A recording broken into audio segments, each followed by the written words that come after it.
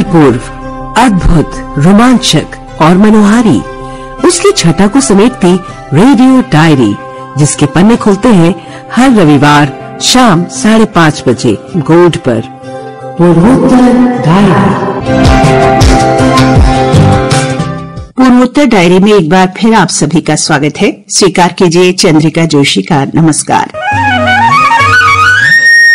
आज के संस्करण में हम आपके लिए लेकर आए हैं पूर्वोत्तर के विभिन्न क्षेत्रों से नई नई जानकारी। तो आधे घंटे के लिए इस सफर में हम देश के पूर्वोत्तर राज्यों के सैर पर आपको लिए चलते हैं। आप पूर्वोत्तर की अद्भुत क्षमता, प्रकृति की सुंदरता और पारंपरिक विरासत को महसूस करेंगे। तो आइए चलें पूर्वोत्तर।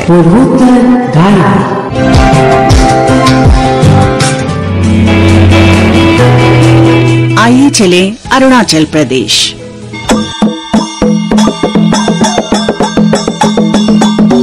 अरुणाचल प्रदेश में बुगुन समुदाय ने मंगलवार को अपने फार्म को स्वाय उत्सव हर्ष और उल्लास के साथ मनाया। फार्म को स्वाय एक कृषि आधारित और बुगुन समाज का मुख्य उत्सव है। यह उत्सव हर साल 10 सितंबर को आयोजित होता है। फार्म खो शब्द में फार्म का अर्थ है पहाड़ और खो का अर्थ है नदी या पानी के किसी भी रूप को दर्शाता है। इस उत्सव का उद्देश्य बुगुन समुदाय में प्रकृति की महत्वपूर्ण भूमिका को उजागर करना है। इस मौके पर लोग पहाड़ों और नदियों को अपने पारंपरिक नृत्यों, सांस्कृतिक प्रस्तुतियों और पवित्र अनुष्ठानों के माध्यम से सम्मानित की जाती है।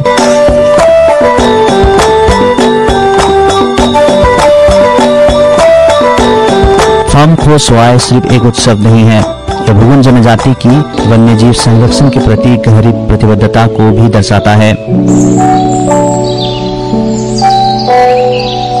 जनजाति द्वारा सिंगचुंग बुगुन कम्युनिटी रिजर्व की स्थापना ने एंडेंजर्ड बुगुन लियो चिचला पक्षी की रक्षा में महत्वपूर्ण भूमिका निभाई है।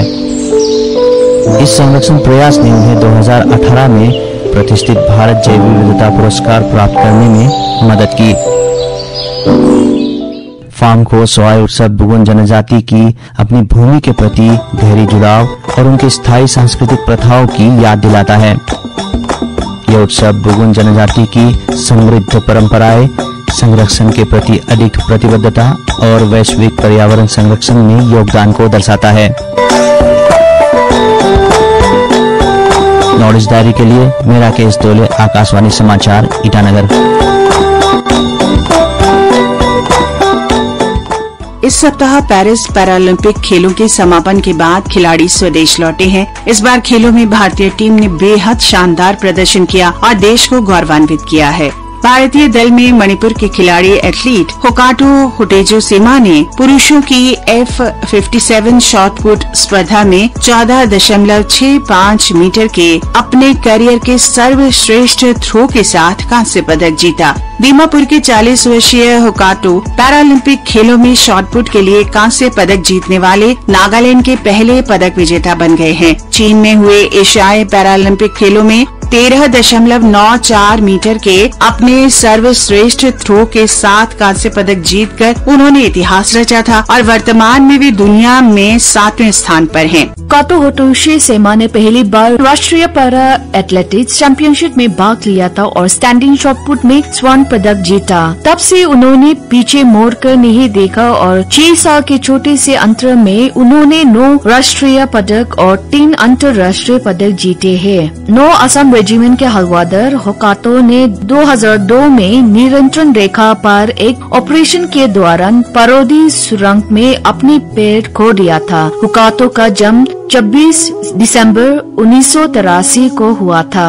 जब वे सेना के असम रेजिमेंट में शामिल हुए तब उनकी उम्र 17 साल भी नहीं थी। नागालैंड में एक साधारण पृष्ठभूमि से आने वाले होकाटो एक किसान परिवार के 4 बच्चे में से दूसरे हैं। युवा होकाटो हमेशा के लिए सेना में शामिल होने के सपना देख रहे थे और जुलाई 2001 में जम्मू और कश्मीर में नियंत्रण रेखा पर अत्यधिक सक्रिय क्षेत्र में अपनी इकाई में शामिल होने पर उन्होंने शारीरिक फिटनेस और मजबूत इरादे के साथ बेहतरीन प्रदर्शन किए। लेकिन 14 अक्टूबर 2002 के एक काउंटर घुसपैठ ऑपरेशन के दौरान त्रसादी हुए और उनके सपने बिखर गए। वे बरोदी सुरंग विस्फोट में घायल हो गया और घुटने के नीचे अपने बायां पैर को खो दिया। विडंबना ये है कि ये उनके विशेष बालों के लिए प्रोबेशन पर जाने से सिर्फ 3 दिन पहले की बात है। इस घटने के बावजूद वे पैरा स्पोर्ट्स में अपनी सच्चे संकल्प और मेहनत से अनगिनत लोगों को प्रेरित किया है।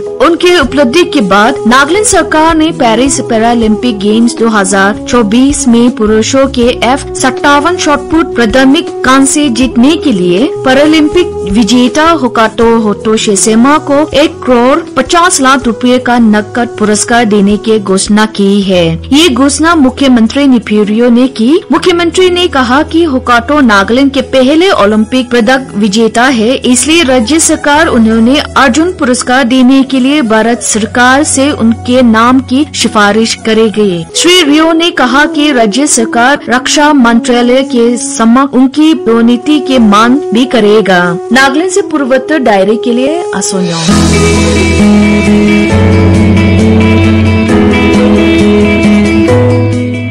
केंद्रीय युवा कार्य और खेल तथा श्रम और रोजगार मंत्री डॉक्टर मनसुख मांडविया ने केंद्रीय युवा कार्य तथा खेल राज्य मंत्री श्रीमती रक्षा खडसे के साथ इस सप्ताह बुधवार को भारतीय पैरालंपिक दल के शेष सदस्यों के नई दिल्ली लौटने पर उन सबको सम्मानित किया। दोनों मंत्रियों ने पेरिस 2024 पैरालंपिक खेलों में खिलाड़ियों की बेमिसाल उपलब्धियों पर उनको हार्दिक बधाई दी है। डॉक्टर मनसुख मांडविया ने खिलाड़ियों को संबोधित करते हुए बताया कि उनकी उपलब्धियों से पूरे देश ने गर्व और प्रसन्नता महसूस की है। उन्होंने आश्वासन दिया कि भारत सरकार खिलाड़ियों और प्रशिक्षकों की पूरी तरह से सहायता करना जारी रखेगी और ये सुनिश्चित करने में कोई कसर नहीं छोड़ेगी कि वे अपनी उच्चतम क्षमता तक प्रदर्शन करें। उन्होंने खिलाड़ियों को भविष्य के पैरालंपिक खेलों के लिए दृढ़ निश्चय की भावना और पक्के इरादे के साथ तैयारी करने के लिए भी प्रेरित किया। राजधानी दिल्ली में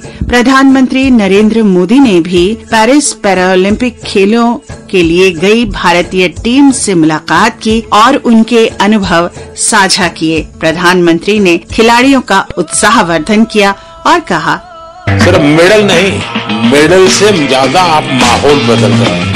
140 करोड़ का देश आज जिस जज्बे के साथ खड़ा हुआ है, खेलने के लिए नहीं जीतने के लिए जा रहे हैं, वो देश की ताकत बनता है।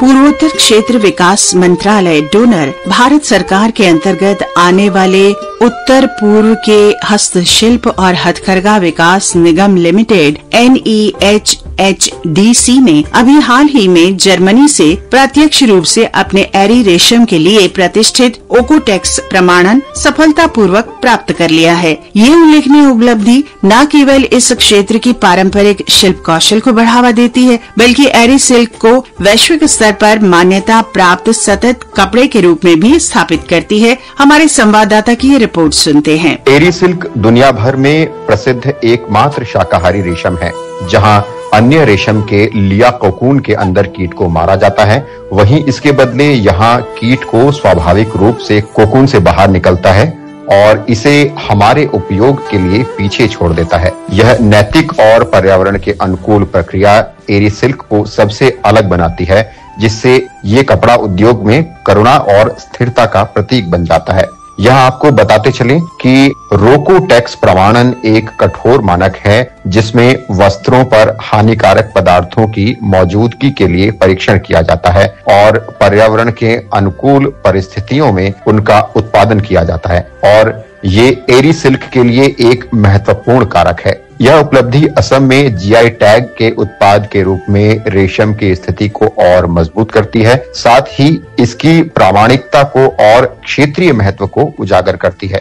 यह प्रमाणन एरी सिल्क को वैश्विक निर्यात बाजार में प्रवेश करने और इसकी पहुंच का विस्तार करने के साथ ही मजबूत तरीके से अपनी अंतर्राष्ट्रीय उपस्थिति स्थापित करने की दिशा में एक महत्वपूर्ण कदम है। असम की समृद्ध सांस्कृतिक विरासत को बढ़ावा देने और संरक्षित करने के लिए NAIHHDC की प्रतिबद्धता को भी ये रेखांकित करती है। एरी सिल्क के लिए ये मील का पत्थर है, जो नए अवसरों को खोलता है। इससे अंतर्राष्ट्रीय बाजार में एक अग्रणी पर्यावरण अनुकूल कपड़े के रूप में स्थापित करता है और वैश्विक कपड़ा उद्योग में योगदान करने में इसकी क्षमता का प्रदर्शन करता है। पूर्वोत्तर डायरी डेस्क से मैं कमल कुमार।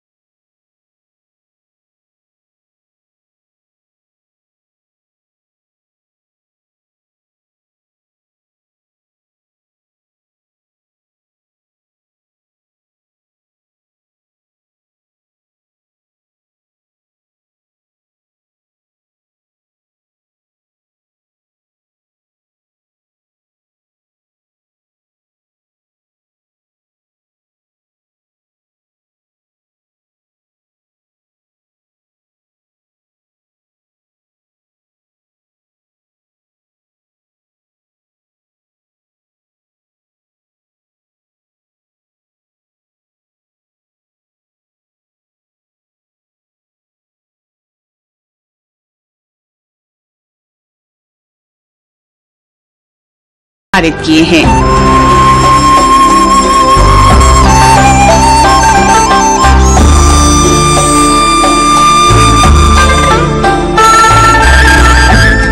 नागालैंड सरकार ने एक बड़े फैसले में चुमोकेदीमा, न्यूलैंड और दीमापुर जिलों में इनर लाइन परमिट ILP के क्रियान्वयन को मंजूरी दे दी है। मुख्यमंत्री नेफ्यू रियो की अध्यक्षता में इस सप्ताह बुधवार को हुई कैबिनेट बैठक में ये फैसला लिया गया। पूर्वोत्तर क्षेत्र विकास मंत्रालय के अंतर्गत उत्तर पूर्वी विकास वित्त निगम लिमिटेड NEDFI के सहयोग से पूर्वोत्तर परिषद NEC ने हाल ही में उत्तर पूर्वी क्षेत्र से कृषि और बागवानी उत्पादों के लिए नए और संसाधित दोनों रूपों में बाजार लिंकेज प्रदान करने के लिए पूर्वोत्तर क्षेत्र कृषि कमोडिटी E-कनेक्ट नाम की एक डिजिटल पहल शुरू की है। वेब पोर्टल और मोबाइल ऐप के रूप में उपलब्ध इस पहल को शिलांग में संचार और पूर्वोत्तर क्षेत्र विकास मंत्री श्री ज्योतिरादित्य सिंधिया द्वारा शुरू किया गया। NERACE डिजिटल प्लेटफॉर्म NEC द्वारा वित्त पोषित है और इसे NEDFI द्वारा विकसित और प्रबंधित किया जाता है। और जानकारी लेते हैं पूर्वोत्तर डायरी डेस्क से। इस पोर्टल या ऐप के माध्यम से किसान उत्पादक संगठन यानी FPO या किसान समूह, स्वयं सहायता समूह, प्रगतिशील किसान या कृषि और खाद्य प्रसंस्करण क्षेत्र में उद्यमी बिचौल एक हेल्पलाइन नंबर द्वारा समर्थित है, जो खरीदारों, विक्रेताओं और अंग्रेजी, हिंदी एवं असमिया, बंगाली, नेपाली, मणिपुरी, खासी और मिजो जैसे प्रमुख क्षेत्रीय भाषाओं में सेवा प्रदाताओं को व्यक्तिगत सहायता प्रदान करता है। इसके अतिरिक्त खरीदारों और विक्रेताओं के लिए क्षेत्र स्तरीय मानव शक्ति के माध्यम से ऑन ग्राउंड सहायता उपलब्ध कराने का प्रावधान है। इस पहल में उत्पादकों की क्षमता सृजन के लिए राज्यवार और क्लस्टर आधारित किसान ऑनबोर्डिंग शिविरों के प्रावधान शामिल हैं, जिससे वे वैश्विक बागवानी तक पहुंचने के लिए प्रभावी ढंग से डिजिटल प्लेटफॉर्म का उपयोग कर सकें। इस पहल की सफलता सुनिश्चित करने के लिए कृषि एवं प्रसंस्कृत खाद्य उत्पाद निर्यात विकास प्राधिकरण यानी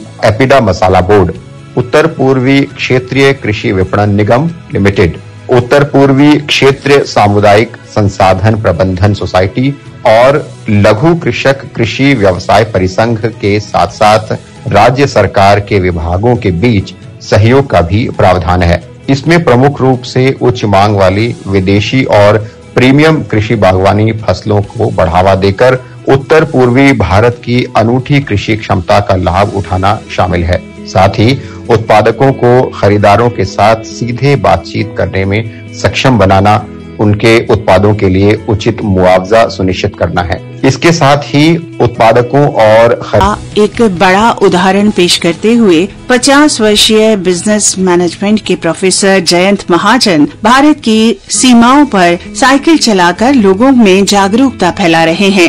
So far, he had covered 10,500 kilometers journey. Continuing his journey from Wokat on September 11, Mahajan is paddling towards Arunachal Pradesh via Jorhat, crossing the Brahmaputra. He will reach Arunachal Pradesh in the next 3 to 4 days. 10 सितंबर को Shri Mahajan 20,000 kilometre की यात्रा के हिस्से के रूप में वोखा पहुँचे। ये यात्रा उन्होंने 23 जनवरी को नादाबेट कच्छ गुजरात से शुरू की थी। पर्यावरण के प्रति जुनून से प्रेरित होकर श्री महाजन ने नागालैंड पहुंचने से पहले मेघालय, त्रिपुरा, असम, मणिपुर और मिजोरम को कवर किया और फिर महाराष्ट्र तथा दक्षिणी राज्यों और उत्तर पूर्व से साइकिल चलाकर यात्रा की। Hi, I'm Jain, a business management professor, currently a cyclist, cycling for 20,000 kilometers along borders of India, with the message, change before climate change. अब तक उन्होंने 10,500 किलोमीटर की दूरी तय कर ली है और 9,500 किलोमीटर और तय करना बाकी है। वोखा से अपनी यात्रा जारी रखते हुए श्री महाजन ब्रह्मपुत्र को पार करते हुए जोरहाट के रास्ते अरुणाचल प्रदेश की ओर बढ़ रहे हैं। We as human beings have to start adopting sustainable lifestyle and stay in tune with nature so that the climate doesn't change for worst. So we have to be the change. इसके बाद वे बिहार, उत्तर प्रदेश, कश्मीर, पंजाब और राजस्थान जाएंगे। उन्हें उम्मीद है कि 25 जनवरी 2025 तक वे अपनी यात्रा उसी स्थान पर पहुंचकर पूरी कर लेंगे जहां से उन्होंने ये यात्रा शुरू की थी, यानी नादाबेट कच्छ गुजरात पहुंच जाएंगे। उनका मिशन जलवायु परिवर्तन के खिलाफ लड़ाई में व्यक्तियों और समुदायों को तुरंत कार्रवाई करने के लिए प्रभावित करना है। I meet a lot of experts, activists and all the people who work on the ground and learn from them, and also connect with different student bodies, communities, government departments, and try and spread this message of change before climate change. It's a physically enduring journey full of challenges. However, I've been very happy with the response and support which I've been getting from everyone whom I have been meeting throughout my journey. ये यात्रा उनका अकेले का तथा अपनी ओर से ही पहल किया गया प्रयास है, जिसमें श्री महाजन को रास्ते में शारीरिक सहन शक्ति की अनेकों चुनौतियों का सामना करना पड़ता है। Mahajan's mission is to influence individuals and communities to act now in the fight against climate change. The journey is a solo, self-initiated effort, with Mahajan facing physical endurance challenges along the way. With Johanna Murray, this is Asonyo from Akashvani News, Kohima.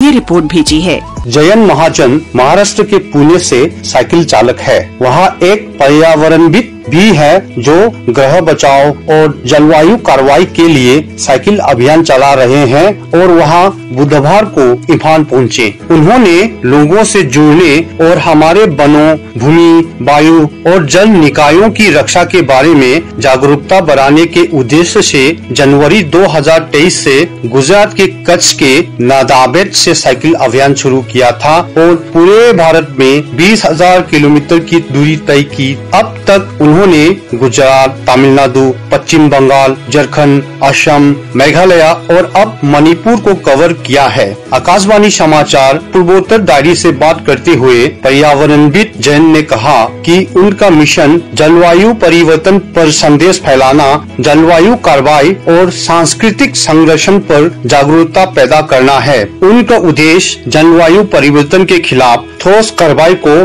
प्रेरित करना है। उन्होंने कहा, From here, I intend to move towards Nagaland, Arunachal, and then exit from northeast into Bihar, and then further move to North India. I conclude my journey in Kutch, Gujarat. पर्यावरणविद Jayant महाजन 9 महीने तक अपना अभियान जारी रखेंगे। वहाँ पर्यावरण संरक्षण का संदेश लेकर लक्षद्वीप और अंडमान एंड निकोबार द्वीप समूह का भी दौरा करेंगे। श्री जयंत क्राइस्ट यूनिवर्सिटी पुणे महाराष्ट्र में एसोसिएट प्रोफेसर हैं। आकाशवाणी समाचार के पूर्वोत्तर डायरी के लिए इम्फाल से जे थोक्सोम।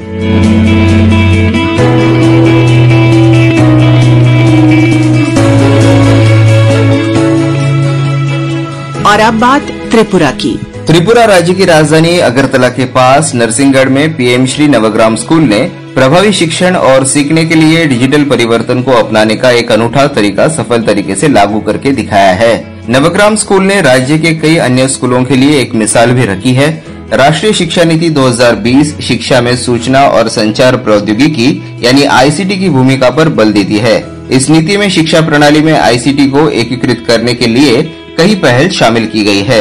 शिक्षा में आईसीटी का मूल विचार है डिजिटल बुनियादी ढांचे को आकार देना और उसका उपयोग करना।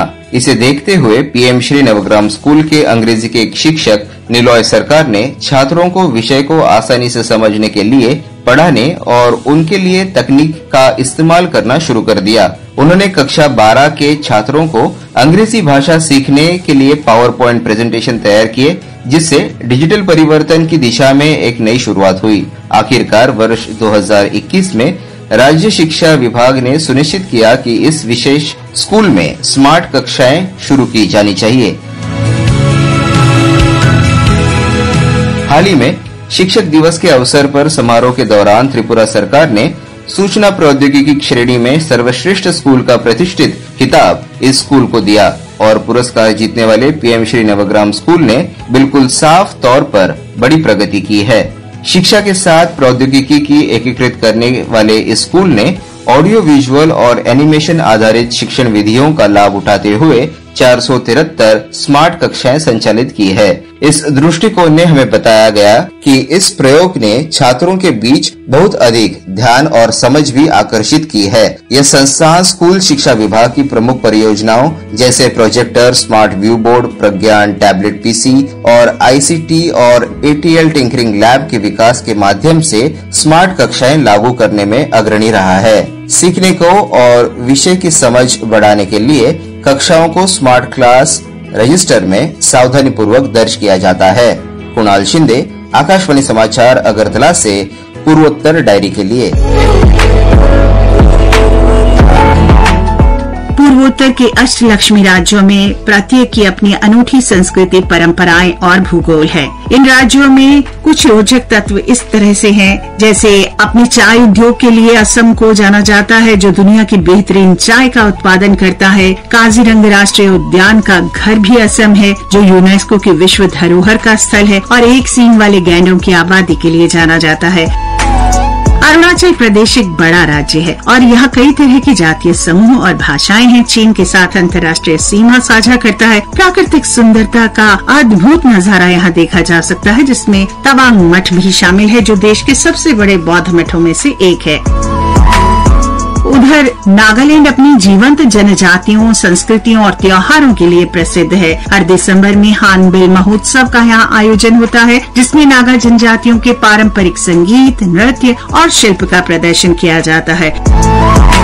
उधर मणिपुर अपनी समृद्ध सांस्कृतिक विरासत के लिए भारत का गहना कहा जा सकता है। ये अपने शास्त्रीय नृत्य रूप मणिपुरी और इम्फाल में प्रसिद्ध इमा की थेल यानी माँ का बाजार के लिए प्रसिद्ध है, जो एशिया में महिलाओं के लिए सबसे बड़े बाजारों में से एक है।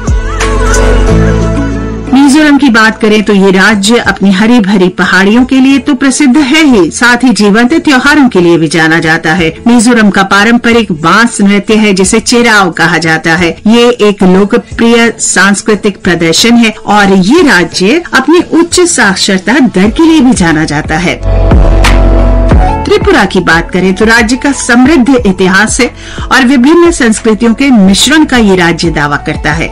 यहाँ 51 शक्तिपीठों में से एक त्रिपुर सुंदरी मंदिर प्रमुख तीर्थ स्थल है। त्रिपुरा में जनजातीय समुदायों और भाषाओं की विविधता है, लेकिन एकता भी है।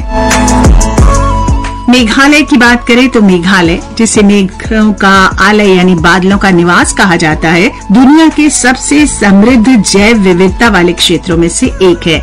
प्रसिद्ध मॉनसून, समृद्ध पारंपरिक त्योहार और ऊंचे नीचे भूभाग, कहीं तराई कहीं पहाड़, ऐसी चीजें हैं जिनके लिए ये राज्य प्रसिद्ध है। सिक्किम की बात करें तो भौगोलिक दृष्टि से काफी विविधताएं हैं। कंचनजंगा जो दुनिया की तीसरी सबसे ऊंची चोटी है, सिक्किम के उत्तर पश्चिम भाग में नेपाल की सीमा पर है और इस पर्वत चोटी को प्रदेश के कई हिस्सों से बहुत आसानी से देखा जा सकता है। तो चलने से पहले आइए सुंदर गीत सुनते हुए प्रकृति की अद्भुत छटा को संगीत और शब्दों के माध्यम से महसूस करते हैं। आंगनै भरी सापा गुरासा सुनखरी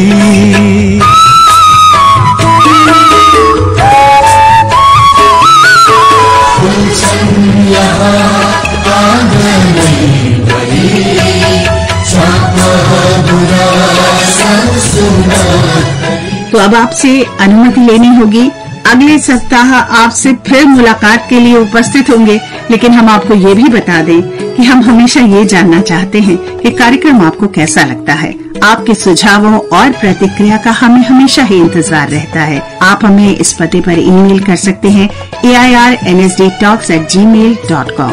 आपके सुझावों के लिए एक व्हाट्सएप नंबर भी है, नोट कीजिए 9289094044 9289094044। स्वर्ग सरी सुंदर देश को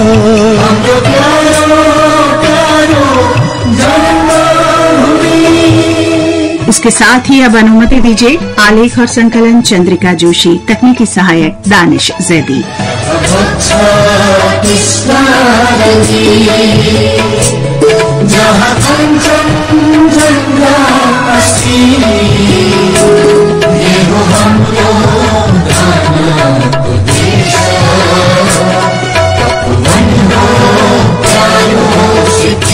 ये कार्यक्रम आकाशवाणी के समाचार सेवा प्रभाग द्वारा प्रस्तुत किया गया।